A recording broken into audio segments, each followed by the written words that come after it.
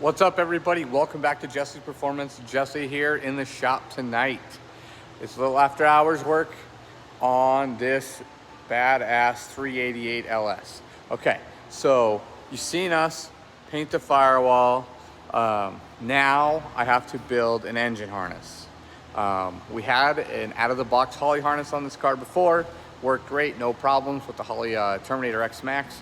But now we're going to the Hellcat transmission, and I'm going to switch it to just a regular Terminator X because we don't need drive-by-wire and we don't need transmission control. So I'm going to actually fit this thing with a mil-spec style harness. It's going to be the Raycam DR25 sleeving, all new connectors, and we're actually going to do a really nice twist lock bulkhead like mil-spec style with a flange. So let me show you what I got going on.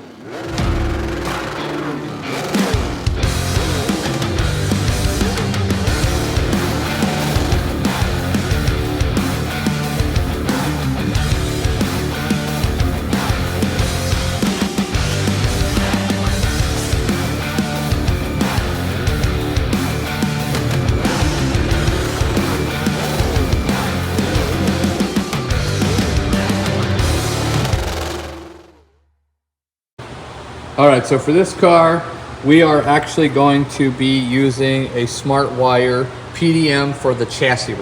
We had American Autowire before, it worked really well, but we want a little more control and adjustability of the car through PDM. I think it's gonna be awesome. Obviously, we've got the old Terminator X. This ECU is actually originally from this car when it had a Turbo 400 and the twin turbos, but we did 480, we went to X Max, and now we're going back to the Terminator X. That's why I keep things around. And then this right here, this GCU from HTG Tuning, that's actually what's going to be controlling the 8-speed automatic from the Red Eye that we have. It's going to be a bad mamma jamma. I have one in the Burn Bird. I like it. I have it. We have them in some other cars. I got partners with them in their other drift cars and stuff. They like them, so we're going to use it. This here is the new PDM harness. Obviously, just all flying leads, right? That's how we like it when we build these custom harnesses. And also, if you look over here, this is a Holley flying leads harness that I started with. It had some tape on it, I cut it off, and I actually took my engine side and I split this harness in half and I cut all the wires in half, since I'm going to be putting a bulkhead over this hole. Okay, so the wires I left long are going to be the battery power to the relay for the ignition. Actually, that one comes out of there. That's the crank wire. And then this green wire is our fuel pump trigger. That's going to go to our PDM. This battery wire here will go to our PDM also. And then this is our wideband wire. I've been told that it's not a good idea to run them through a bulkhead just because they're shielded wire. My Trans Am has both lines to the bulkhead with no issues, but since this is a customer car, I don't want to be trying things that we shouldn't be trying. So I'm going to actually run that in the chassis harness with the AC bulkhead. So let's get to it. So I started this harness out with just this unterminated flying leads harness from Holley. It makes it pretty easy. Everything comes bagged and tagged. Some things it does not come with is it does not come with injector connectors. I got mine just at Summit. I got them with the real nice. These I think are actually Fuel Tech units here. They're cheap. They're nice. They got the boots on them for just to make it sealed up nice. And then it does come with like map sensor stuff, but we're gonna have to change that since we're using a different map sensor. I have a bunch of plugs in stock here at the shop, so that's what I'm going to be using. And I'm also going to be trying to integrate the transmission stuff into this harness, and it's basically going to be one big bad mamma jam. I did kind of get a jump start on it before I decided to film this because that's just the way I roll. So as you can see, I got the DR25. We do have labels. This here has heat shrink on this temp sensor because it's right by the header. This is where we placed our IAT on this car a long time ago. Obviously labeled, right? I mean, you get the gist of this. Fuel pressure, idle air control, TPS, all real nice and bundled up. So I'll get all these individual sensors to length, I'll put them into one line, and then I'll put one piece of heat shrink over it to the firewall. It makes it clean, makes it nice, really tidy going underneath the intake manifold instead of have a big old bundle of wires. Another thing I had to get were my crank and cam sensor connectors. These are just, I think they're called MetroPack connectors. It's the same kind of connector all of this other stuff uses. It was not set up for an LS. They do have LS specific connector kits if you want to use your own wire, but yeah, I actually had this harness sitting around the shop, and that's why I decided to use it on this project and just buy a couple connectors, because I'm out like, you know, 40 or 50 bucks versus $500 if I were to buy something else. So hopefully the sound's good on this, Stacie. I'm sorry if it's not, but yeah, let's get working on this here. I'll show you guys kind of the process and how I do it, and I'll record all that for you guys, and we'll see what the end result looks like.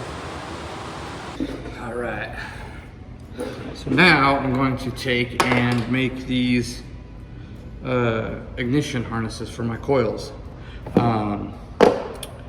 There's like 7 wires in each one, a power, a ground, a ECU ground, and then the 4 triggers for each coil. So I'm gonna start with the main grounds. These are the ones that'll go to the cylinder heads. These are the most important ones out of all this to keep you from having any sort of coil issues. A lot of guys miss these grounds or put these grounds in the wrong spot, and what it does is it just makes the coils not want to fire properly.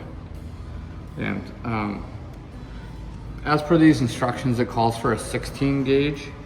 I know for a fact we can get a 14 gauge in here, so I got a 14 gauge TXL wire in this here. TXL is like the automotive grade wire. It's what you get from like Painless and all those kinds of companies. We obviously don't want to be using the stuff that you go to like O'Reilly's and buy like primary wire. It's just not as good of a wire. I've used that stuff in the past, and I've wired cars with that stuff in the past, and it's worked okay. It's just not the grade of wire we want to use while we're doing this here. So we'll start by getting kind of a system here going. You know, just because I'm gonna have to repeat this for the grounds and all that stuff. So, and cutting these things off is kind of a pain in the butt, but that's how they keep you from losing them in shipping, I guess. So the AC is probably gonna kick back on pretty soon and make a bunch of noise for us. That's always awesome, but at least we have AC. You know, it's 10 o'clock at night, I can come out here and it's quiet. Otherwise, Kyle's at home doing his thing, so I can just focus on the wiring. I like wiring at night. It's like a soothing thing for me. So wiring and painting at night, those are my 2 things. Metalwork and stuff I'll do during the day with my headphones in and just cram out, but yeah, I don't like doing wiring during the day because I don't know, just my ADHD or whatever they call ADD or all the above. It just, my brain don't like to work like that. So so these are cool little connectors. Basically, you have to use these pliers. They're special pliers you buy. They're not that special, but they're unique, I guess I should say, for this kind of wiring. Yes, I'm gonna have to find, they have some bigger ones and some smaller ones, so I'm gonna get a bigger one here. There we go. Fit this big old wire into that I got. And then, there we go. All right. They come with these silicone boots. You always want to make sure you slide that on the wire first, especially if you're working on like a car, you know, something inside the car where the other end you can't get to and slide it all the way up, but even that, sliding it all the way up sucks. You just want to make sure that you do what you're supposed to do there and just put it on the wire first. And then you crimp the wire, you crimp the boot, it's a solid deal. So what I'm gonna do is I'm gonna make me, I wish I had like a clamp here, but I'm gonna make a way to hook this wire. I'm gonna build all my wires and then I'll put them in the connectors and then we'll loom them and label them and get them on the engine in the harness there. So, bam, bam. Little tug test just to make sure, because sometimes you screw them up. it happens. It happens to the best of us. Especially when you're working, you know, long hours and you go home and you do this as a hobby. I can see there being issues with screwing this stuff up. So let's see, yellow and white. Get all these off the table here. I got a bunch of extra wires here that come with like another connector kit, and I keep those around just in case I add accessories. You saw earlier I added the air conditioning wire. None of this has air conditioning trigger wire stuff in it, so I got that added so I can add that to my PDM, and when we tell it to turn the air conditioning on, it'll do, you know, if the temperature is high enough in the engine, and it'll turn a cooling fan on, and it'll turn the AC on for us, and it'll be just really good. And I'll even hook the pressure switch to that, so if the pressure switch is off, it won't work. I mean, basically we're just gonna make it real easy for the computer to handle all that. But now I need what was it, a yellow and white, right? Yellow and white. Is that yellow and white? Is this yellow and white? We also need a gray and a white. There's our gray and white. Gray and white, yellow, white, light blue and white, light green and white. Oh, that hurts. Okay, light green and white.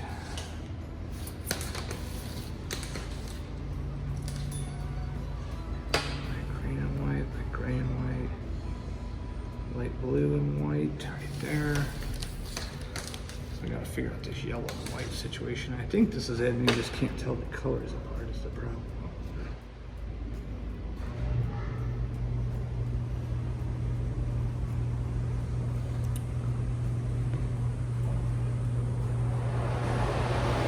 That was hard to tell.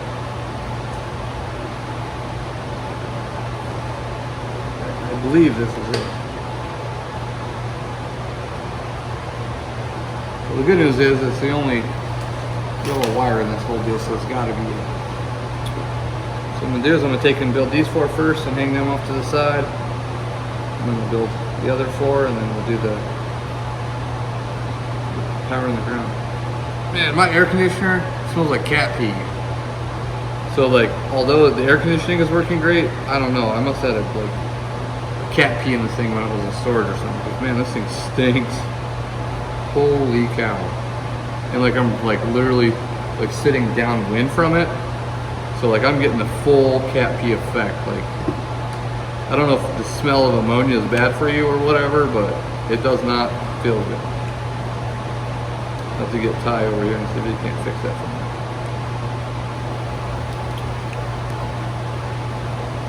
Just a smidge. Oh, you fucker.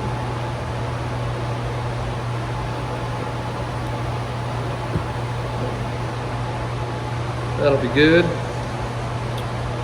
That's a bigger one. Here's a smaller one. And so I'm going to save the other bigger ones for my power wire. These smaller ones don't really need that big of a connector on them. I'm trying to get this harness done completely tonight. I got another probably 6 hours to go in this bad boy. But the customer of the car is coming tomorrow, and I'd like to at least have a complete harness to show him. Just to kind of show him what he's paying for it. Because it is nice stuff. All right, green, orange, blue, peach. Almost there, we're almost there, we're almost there. So as you can tell, this is a really, like building these harnesses is super tedious. So like if you take your car to a wiring shop and they charge you, you know, $10,000 to wire it, just know they earn that money. Like I think wiring is one of the most underrated things and on a car. Whether it be a race car, a street car, a daily driver. You know, even you watch the guys on Street Outlaws, and you watch the ones that have failures and stuff. It's always wiring. Most of the time, I can't say always, because they push those things to the max. But most of the time, they're always complaining about, we got a wiring issue, a wiring gremlin, a sensor issue. You know, they talk about it all the time. And that's because, you know, there are guys out there that even though they might have paid good money to have those cars built, maybe someone skimped on the, you know, paying the wiring guy, you know, or cut a corner or thought they could do it themselves, and they got it going and it worked for a while, but they didn't use the proper techniques or materials or tools, and they ended up screwing themselves. And, you know, could you imagine being in a race for $100,000 and, you know, your friend wired your car for $5,000 less than the professional, and you lose the race? Like, that'd be terrible. So, yeah, just do it right, do it one time, the right way, and it'll never have to be messed with again. Like, we rushed the wiring job on the NAS rod, and the only issues I've actually really had with that car, other than breaking axles and the clutch, was the wiring. That's just because we wired it in like literally not even 8 hours, like 6 hours. And then we've kind of added a few things and modified a few things since then, and I haven't went through and cleaned it up. And that's one of the major problems we have with that car. Is where on Stacie's car, you know, I took it to get all the engine harness and stuff built by Jewart, and he helped me figure out the chassis stuff and helped me with all the chassis wiring and taught me a bunch of stuff. And I came back and I wired that chassis myself with all the right equipment, right supplies, right connectors, and that car literally, as far as wiring goes, is 100% flawless. And that's why we can go out and make hits in that car, and we don't have to worry about, oh man, did we wire this or did we wire that?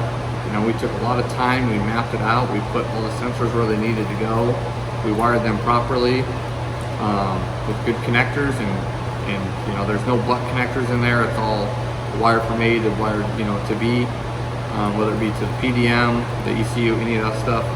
And that is like one of the things I'm very proud of in that car, is that the wiring is right, because I've wired things before and haven't done it. I've done it the best of my ability, but it was never what I wanted it to be as far as right, and I've had issues with it. And, you know, even in my black Trans Am, I got some wiring stuff that I'd like to, since I've progressed more and got better at this, I want to redo the wiring in the Trans Am, use one of these PDMs instead of a fuse box and stuff, and it just makes it so much easier and programmable, and you know, it's awesome. It's like an ECU for your chassis wiring, and that's crazy. It's like a body control module. They're awesome. But back to it here. Let's see. Okay, so what do we got here? Black and yellow, black and yellow. That splits to the two. And then what is the other one? Loose.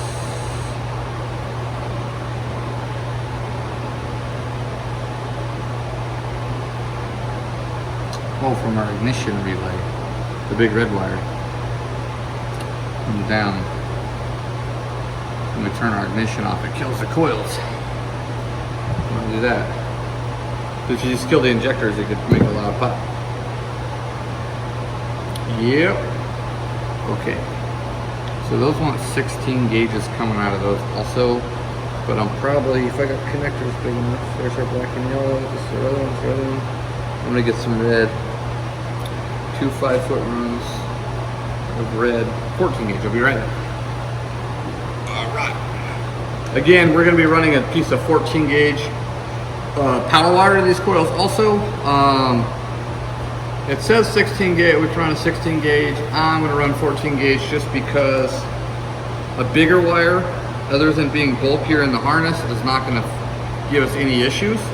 You know, it's only going to maybe prevent issues down the line. An amperage issue if we get into a real hard ignition deal. So yeah, I don't feel like it's going to hurt us at all. So I'd rather be overpowered than underpowered on these coils, because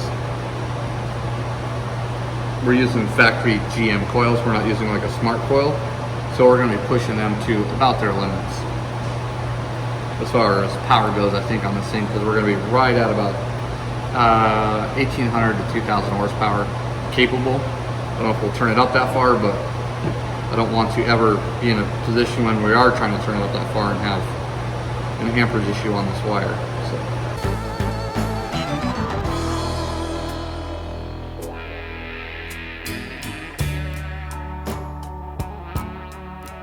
So I was looking for another black with yellow wire, but I don't have any.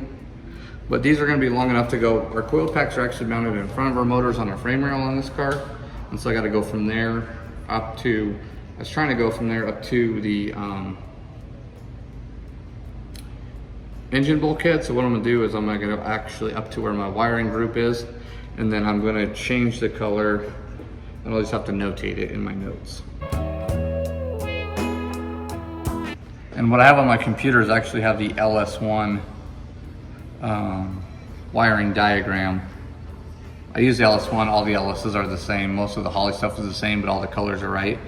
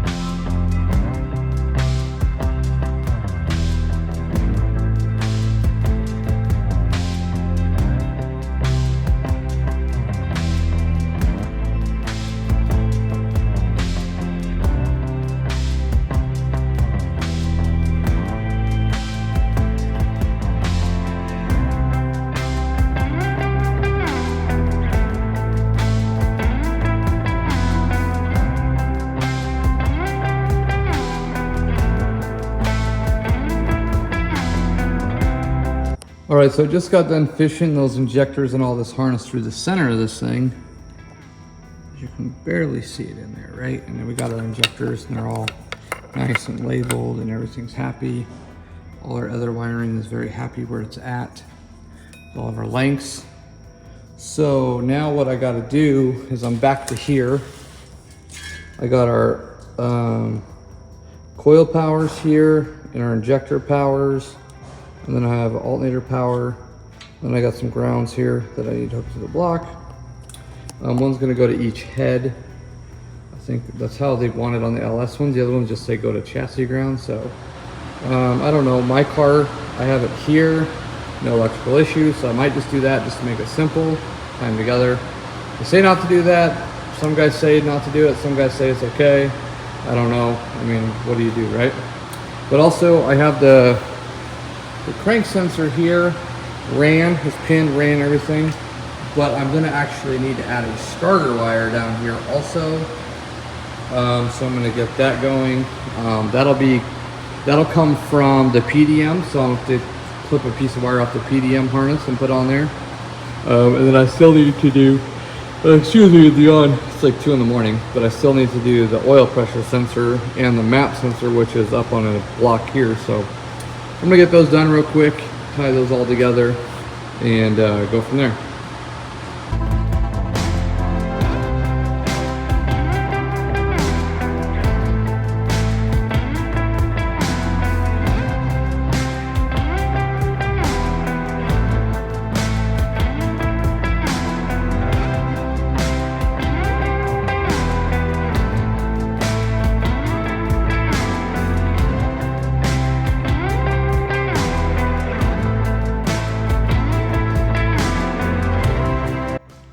Okay, that's it for now, everybody. I am waiting on parts for this harness, so stay tuned because I am going to continue this in another video along with some chassis wiring.